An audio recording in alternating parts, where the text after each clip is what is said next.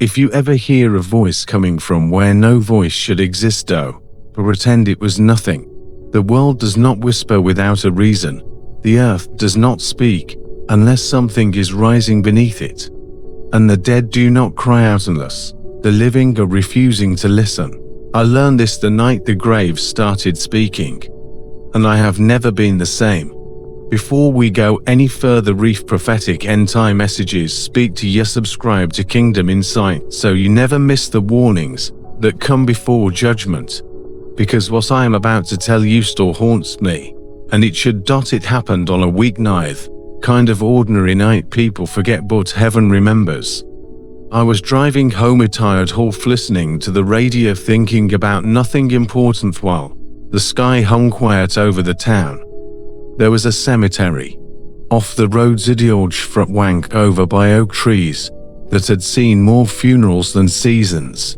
I passed it every day, never thinking about who lay beneath the soil.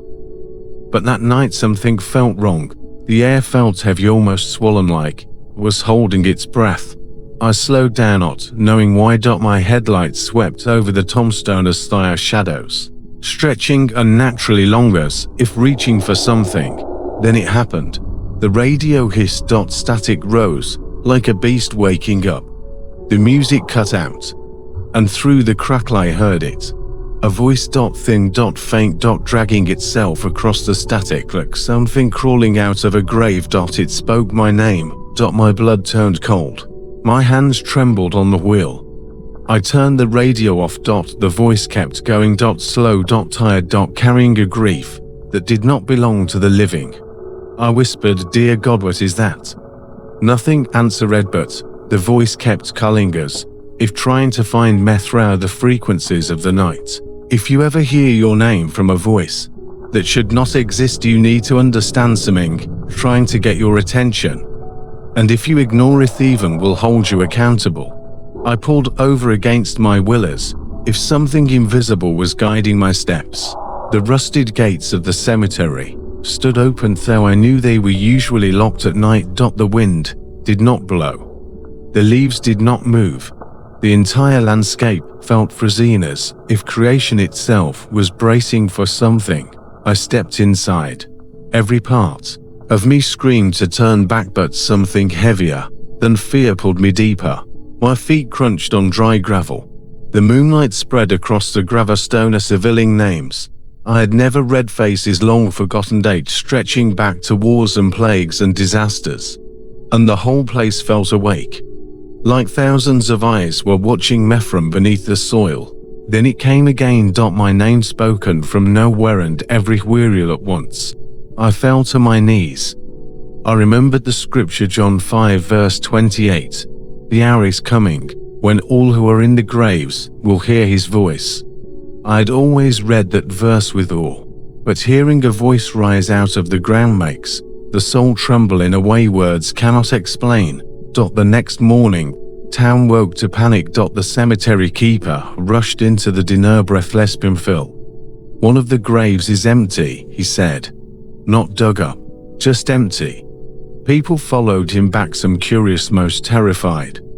When we reached the grave, the headstone was crooked, soil untouched, and the coffin beneath had nothing inside it. No footprints. No broken ground. No signs of disturbance. Just absence. Avoid us, if whatever had been inside had simply vanished. I stepped closer, drawn to it against my will. My chest tightened. My heart pounded hard enough to hurt. Then the voice rose again, this time directly from the hollow earth, crackling with sorrow. It spoke my name. Again. And again. It sounded like it was weeping. Children screamed. Adults backed away. Some dropped to their knees. Nothing prepares you for hearing grief pour out of the ground. I whispered, "What do you want from me?" The ground shuddered just once. Then I heard the words, "You were supposed to listen." My legs gave out beneath me. If you are still watching this, understand something. The dead do not speak without purpose. And when they die, they are trying to warn you. By night, Falaverian in town had heard the rumors. More graves found empty. More voices heard. different names being called. Some people locked their doors, others prayed, others mocked it out of fear. But no one slept. Not really. Strange sounds filled the night. Whispers traveling across back roads. Dry sobs coming from fields. Soft tapping on windows. Breath that was not breath moving through houses without wind. I began to dream of the cemetery, of the empty grave, of the voice calling me from beneath the soil. Every time I woke up, my room felt colder. I remembered Ezekiel 37, when God asked the prophet, "Son of man, can these bones live?" I used to think that was metaphorical, but now he was afraid to know the answer.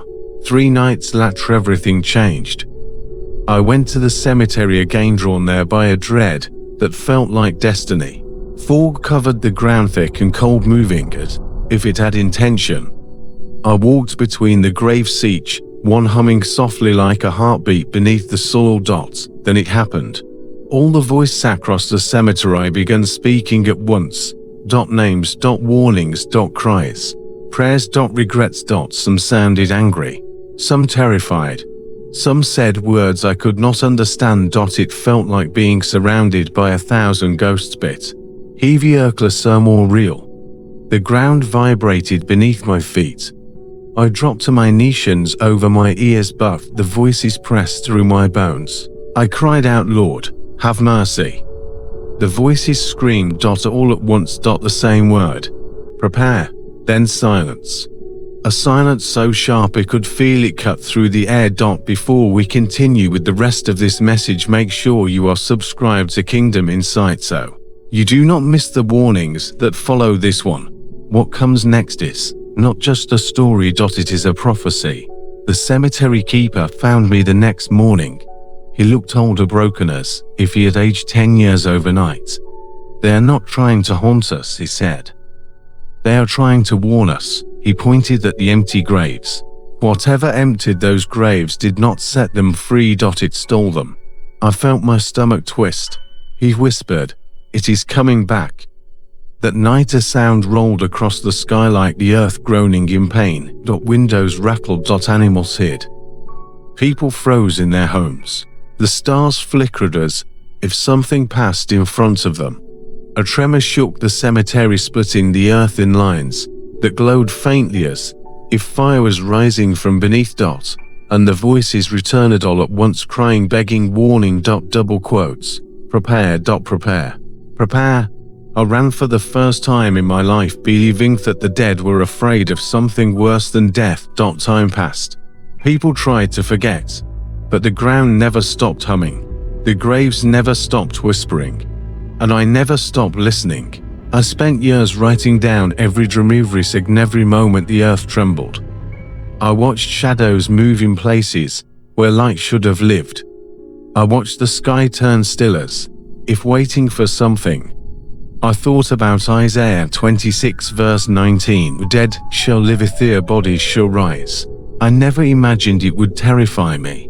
But scripture always tells the truth, even when we are not prepared to hear it. My body aged. My hair grayed. My steps slowed. But the cemetery stayed in my bones like a calling that never left. On my final night, felt the air shift like the world inhaled for the first time in years. I lay in my bed, breath weak, eyes heavy, knowing the moment had come. I whispered, I listened.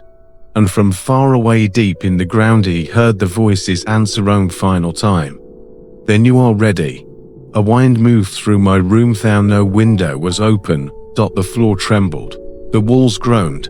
Dust lifted gently into the air as if bowing.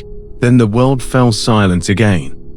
If a voice ever calls your name from a place that should be silent, listen. And if this message reached you, subscribe to Kingdom Insights. There are more warnings coming for those who are awakened, willing to heart voices rising from the ground.